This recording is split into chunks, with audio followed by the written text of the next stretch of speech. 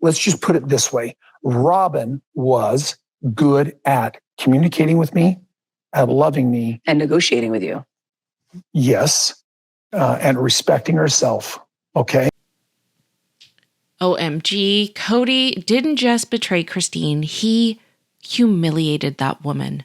And Robyn didn't just benefit from this obsession of Cody's, she actively inserted herself as this bedroom consultant, weaponizing Christine's vulnerability for her own gain.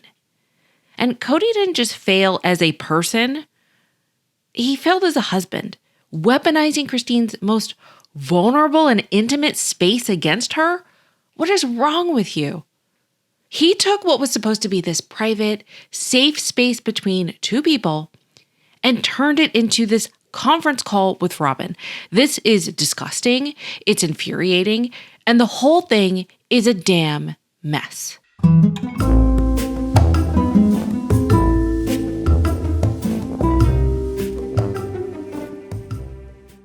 Hey guys, welcome back to The Mess with IQ, and Cody can't help himself. He just can't. It's like he has this thing where he takes the sacred parts of not Robyn's marriage, but any of the OG3's marriages and turned it into this humiliation exercise. You know, and Robyn, she's sitting there pretty in the corner, sipping her tea, and she's now inserting herself like she's the family's self-appointed marriage bedroom therapist consultant. Let me just say this. When Christine dropped these little bombs that we're getting in her memoir, these are the details that I really want to dig into because the dynamics here are not just messy, they're disturbing. Cody didn't just fail Christine, he weaponized her innocence, you know? And that's where the deep dive gets into today. If Robyn approached me and wanted to be friends, I would have not been friends still because I couldn't trust her. I feel like we really did have the potential of just having a great relationship. And I just never understood why we couldn't. I want to talk about Robyn's role here, not just as Cody's favorite wife, but basically as the beneficiary of his resources, his time, his love. And she was actually the mouthpiece for Cody's representation for bedroom activities, like the audacity and the humiliation for Christine. I can't. It was okay to sit there and get edgy with each other, but it wasn't okay to show love, support, care, a tender word. This wasn't sisterly advice. This wasn't, hey, let's bond. This was control, not only on Cody's part, but on Robyn's. And it is one of the most manipulative, most demeaning things that I've heard come out of this family as of yet. So let's start here, okay? Robyn as this marriage consultant / bedroom therapist, it makes me just want to cringe. So Cody shares intimate marriage problems with Robyn, okay? Red flag. Then Robyn takes it upon herself to coach Christine on how to please Cody. Double red flag, triple red flag. And let's just pause here because I need you to picture this. Cody turns his marriage bed and outsources his complaints to Robyn. And Robyn, with her manipulative little heart, is thrilled to take on this role as his representative. I wish really badly that they would all focus on their own relationships and work those relationships out without my name coming up. So, you know what this does? I don't know. I feel like this benefited both Robyn and Cody, where it strips Christine of her agency. The marriage wasn't hers anymore. It was filtered through Robyn's advice, through her lens, through Robyn's approval, and also tacitly admitting that Cody is complaining, girl, about your bedroom activities, and he asked the pro to give you some tips. How insulting. Christine totally just destroyed his past. She basically said it was horrible every single minute of every single day type of thing. And I'm sure, you're probably thinking like me, I have 100 questions that are spinning around in my head. Can we just go here? When did this start? I hope that the details come out in the book because that is an important question. Why? Just listen. Robyn was pulling Christine aside. Like, was it during the honeymoon phase? Was this fresh into the marriage when she was all wide-eyed and smug and already giving advice on like how to please Cody? Because if that's the case, that's not just offensive, it's sinister. The most precious person in this family who's given her heart and soul has been disrespected, or some bull like that. Or is this something that happened years later? After Cody was already treating Christine like crap? Is that when the help came in? Either way, don't get me wrong, like the power dynamics are nauseating, but I feel like one is more offensive than the other. If Robyn is this brand new newlywed that came into the marriage and she's giving Christine tips and advice and pointers, we're going to have even more of an issue. Because honestly, how would you ever feel comfortable around someone who basically positioned themselves as your competitor and your teacher and superior to you to the point that the teacher's like, you are now the teacher's aide and you can assist all the other students? What?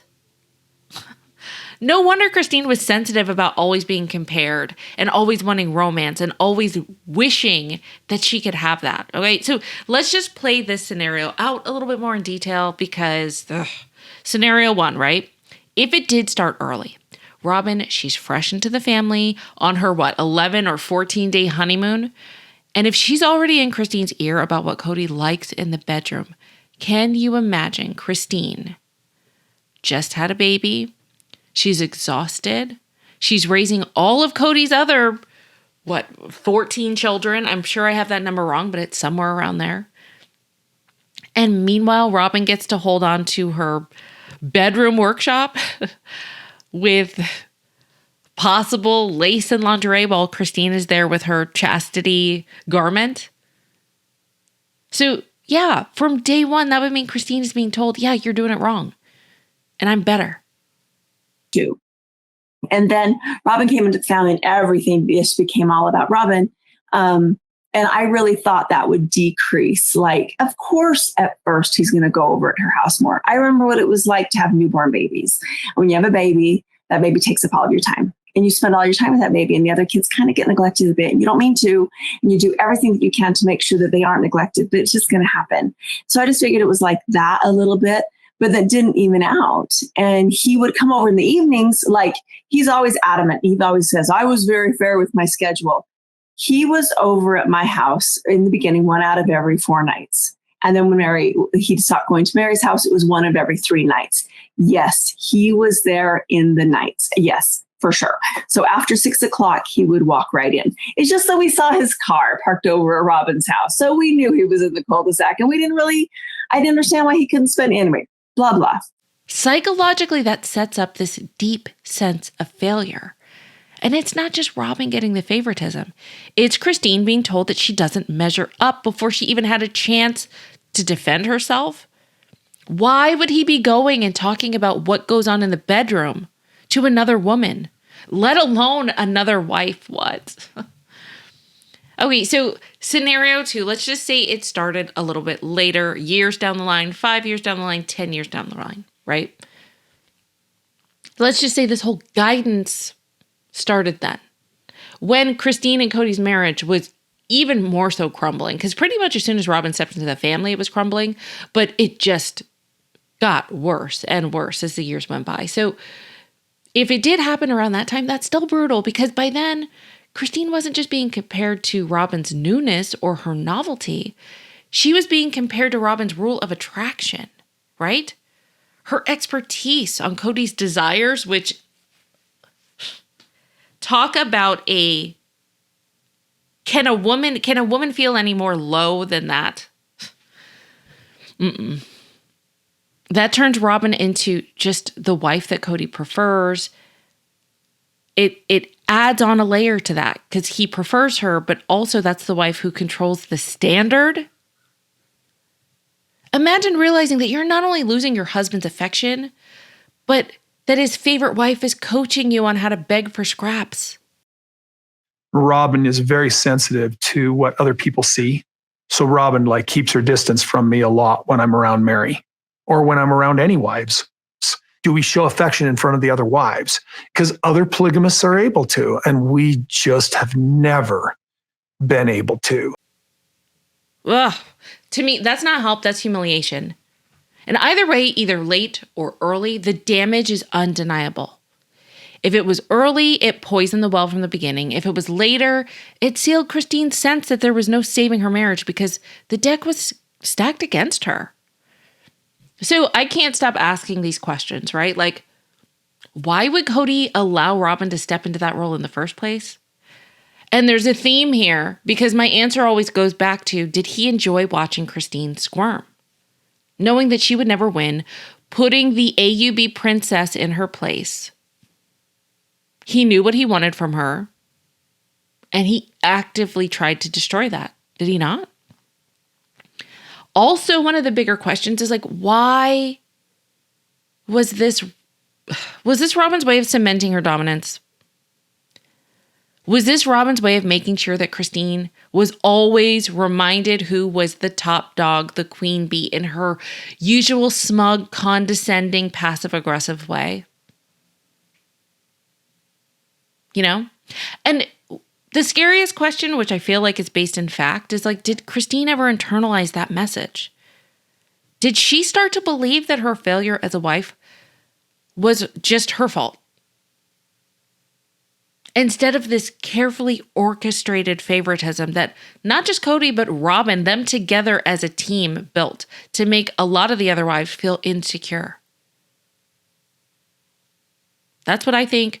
I really do think that this all comes down to control with both of them toying and playing with Christine. This was about weaponizing the intimacy and using it as this disgusting measuring stick to break Christine down on Cody's end and to secure Robyn's place on her end. And whether or not that started on day 1 or day 3023, it left scars. It did. And this is basically the damn humiliation Olympics. Let's just go deeper.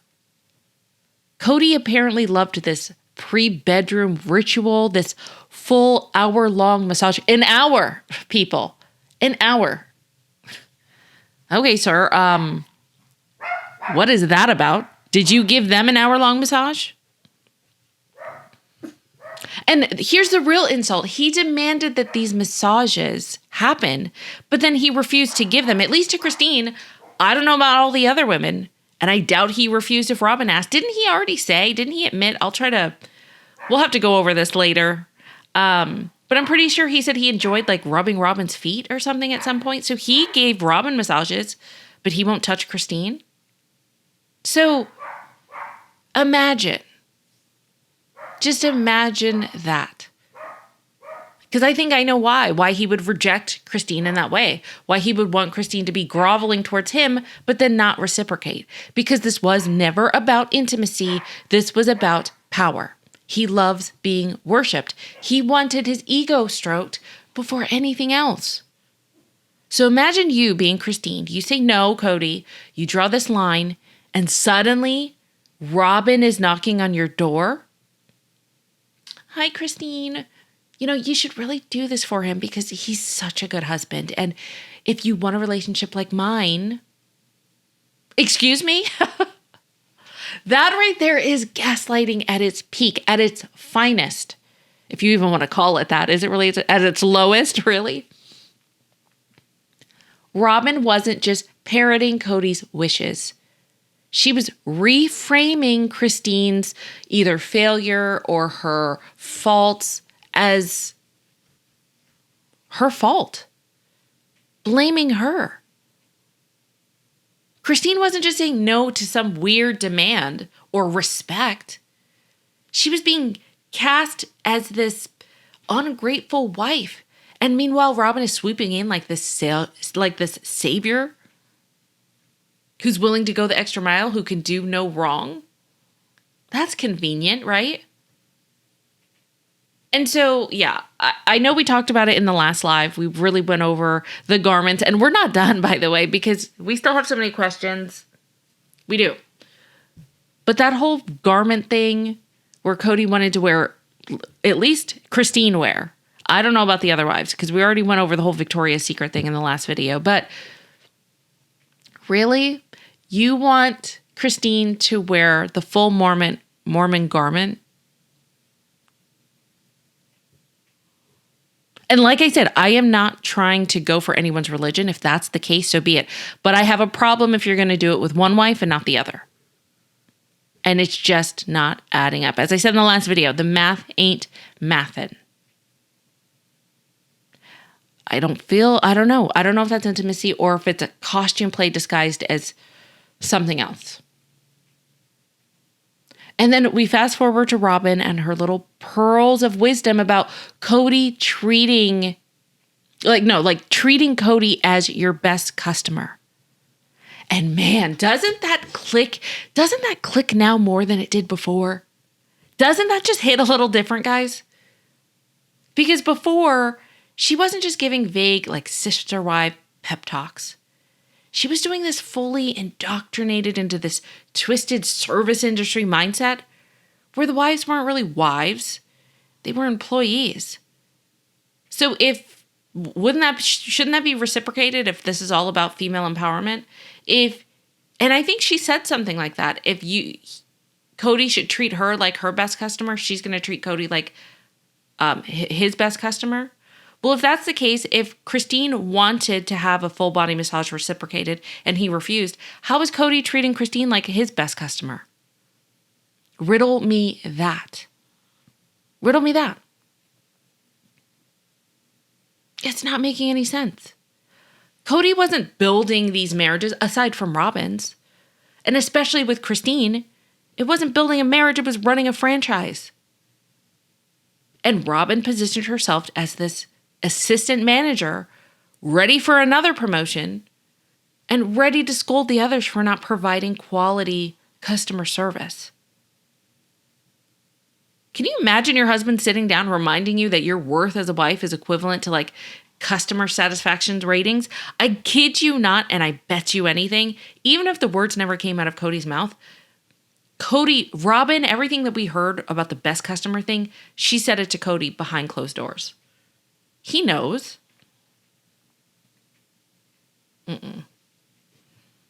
And let's just zoom out for a second because this situation tells so much about the psyche behind Cody and Robyn's marriage strategy. Like we've said, like Cody, this is ego and power. He wants control over intimacy. He wants control over who gets access to him and treats it as this prize, like this, you won the lottery if you get to be graced in his presence. And he likes to set the terms, right? He's all about that. He's all about negotiation. And that's why I feel like he demanded the massages from Christine, but he never reciprocated. This was a game for this man. I feel like that's why he did this whole garment thing with at least Christine. Until and unless the other wives come forward and say, yes, we wore garbs too. And I, at this point, wouldn't even believe Robyn if she came out and said, yeah, I wore the garbs too. I don't believe it because you would be saving face for Cody. I don't buy it. But if one of the other OG3 come out and confirm that, which I don't think they ever will, but if they did, then there would be a little bit more weight to that story. You know?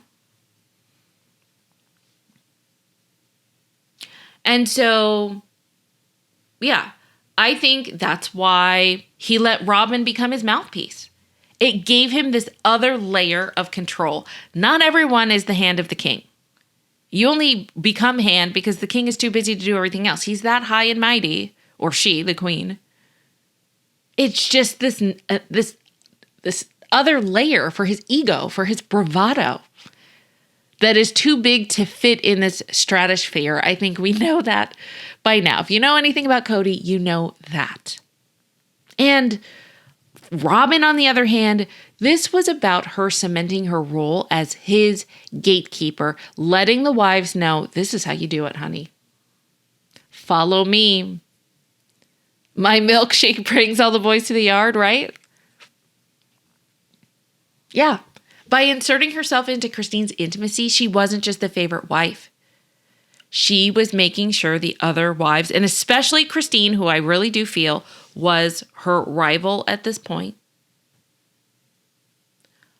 that it wasn't just about inserting herself into Christine's intimacy, flaunting the problems that Christine was having. And that not just that she was the favorite wife, right? She wanted the intimacy with Cody that she had pass through the Robyn filter to show that she was the top dog, that she was always in power. And that is not sisterhood. That is sabotage. Absolute sabotage.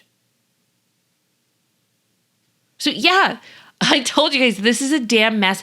And as the details filter and trickle out, we're realizing that Christine didn't just lose intimacy, she lost herself. She lost autonomy. Cody didn't just betray her, he humiliated her. And Robyn didn't just benefit from Cody's obsession. She didn't. Robyn actively inserted herself, made herself this consultant with Cody's blessing, by the way. I'm not letting him off the hook. But weaponized Christine's vulnerability for her own sick gain, also for ego and control. In different ways, though. Birds of the same damn feather. So to me, in my humble opinion, guys, this was not about love. This was not about faith. This was about control, humiliation of at least one woman and maybe three. Robyn building her disgusting throne on the backs of the other wives, suffering, resources, money, time, children, ego, psyche, self-esteem. And let me tell you, I think, this is a quick take here, I think that when the history books look back at this family, this right here is going to be one of, because I'm sure things are going to still leak out later. I think that another book is in the works whenever this whole sister wives thing is over. But in the meantime, I think that this dynamic is going to be one of the most disturbing of them all. Because when your sister wife becomes your marriage/bedroom therapist consultant, this is no longer a marriage. It's not. So yeah, guys, the whole damn thing is a mess. And the mess, as always, leads right back to Cody. So if you liked this video, let me know. Give this a thumbs up. Definitely subscribe if you haven't subscribed. And there is so much more to come. We're going to have to do a live on this as well. So don't remember, you guys, I do lives and just regular videos, so make sure you check both. I have a playlist here, so get caught up from season 20. If you have not yet gotten Christine's audiobook, I have a free trial for you. So go ahead and check the link in the description or the link that you see above here. Check it out. You'll have a 30-day free trial that I get for my viewers. So it's awesome. I get a little kickback of a commission, but please support your girls, plural, by getting that and checking it out. Okay, with that being said, guys, I will see you in the next one.